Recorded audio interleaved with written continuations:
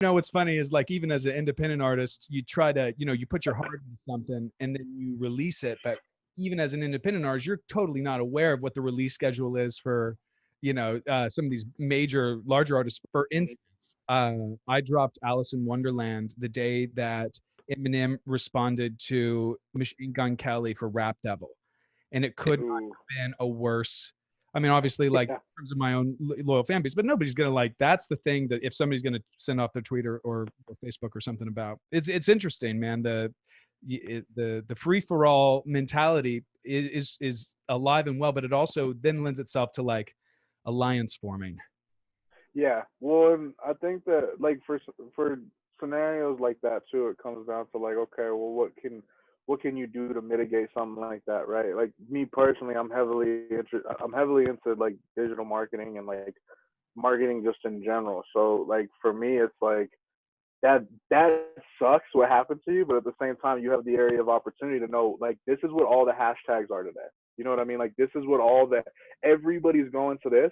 So it's like piggyback off of it. You know, it's like with that free for all mentality, it's like you know what? Like I'm gonna grab some scraps. At the very least, I'm gonna get my piece of the day. You know.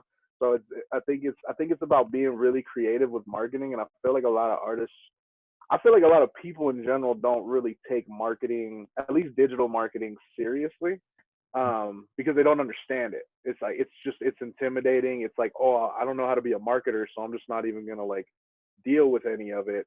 But it's like no, if you can really kind of learn how to maneuver you can make it work for you. It's hard with music. Like I've done it with like a regular like actual businesses too. It's so much easier to market a business. If it's like just a tangible like actual physical business, so much easier to market. Like beyond easy. But with music, you Like, really have to know certain things. What's are that? you talking about like a business is in terms of you're selling a product as opposed to like as an artist you're selling yourself? Well, no, not necessarily, because I think as an artist, you are a product. I think you're a brand. You know, like that. That's how you should approach everything. So, but in the sense of like finding your demographic, right? Like tailoring your demographic properly, that's a hard thing to figure out, especially as a new artist, as a human being. Like the fan base you might think that you're catering to might not be that fan base at all, and it might not even be the fan base you want to cater to. Like I know people that it's like, yo, you'd be great if you went up in front of like strange music fans, and they're like, fuck strange music. Like I don't want those fans. Like I don't want all that. I wanna perform in front of Lil Webby's fans and like Lil Baby's fans and J. Cole's fans. It's like, yeah, but you don't make the type of music that their demographic is going to want. Like you make a different type of music. I used to hear that a lot with myself in terms of attracting and marketing myself to Juggalo fans, and that Yeah. was something to me. I'm like, what? That's not. And then somebody's like, do you listen to your music and know that you pay your base? And then I was like, oh my god, yeah, wow. But Well, that is a really good point that you bring up. yeah, I mean that's like for like if I was gonna market you, that'd be the first place I would put you, hands down. Like I'd be like, no, we're gonna put you in front of Juggalos, because the benefit of it too is like you'll expand from there. It's like a lot of people don't recognize like when you look at TDE for instance, right? Kendrick Lamar, Absol, J Rock, they had Black Hippie going, right? J Rock gets picked up by Strange Music as it's an affiliate label, right? So he's like on Strange Music, but he's still working with TDE. He gets Kendrick in the room with Tech Nine. Kendrick does a record with Tech Nine, grabs a lot of Strange fans, is already building his own base.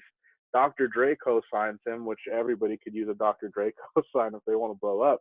But it's like Kendrick wasn't above the whole like I'm gonna get in front of Strange Music fans, right? Like because that doesn't feed you. You know what I mean? Like I think there's an element of like, yo, you need to like kind of put your artistry to the side to a degree and like really take a like a big view into like what your artistry is and say like yo if I want to eat off of this I need to cater to these people like I need to these are the people I'm naturally attracting. I need to just continue to naturally attract them. If it bleeds, it bleeds. If it doesn't, at least you know you're eating. You know what I mean? Well, and then that's really awesome, awesome points. And then even as an artist, if you find yourself not liking the type of people that you're attracting, what better insight do you have to evolve as an artist and start doing something different? The Right. which I sing versus rap now is crazy different, and a lot of that stems from, but my own understanding of myself, because then this gets where it's the deeper level, right? You are your audience in a very serious way, as they are a mirror of you, and Yep. reflection of the kind of energy that you're putting out. That's the kind of energy that then you're attracting. Can I be a Buddha? Can I be a Buddha? Eh, oh. Can I be a Buddha? Can I be a Buddha? Eh. Can I be a Buddha? Can I be a Buddha? Can I be a Buddha? Eh.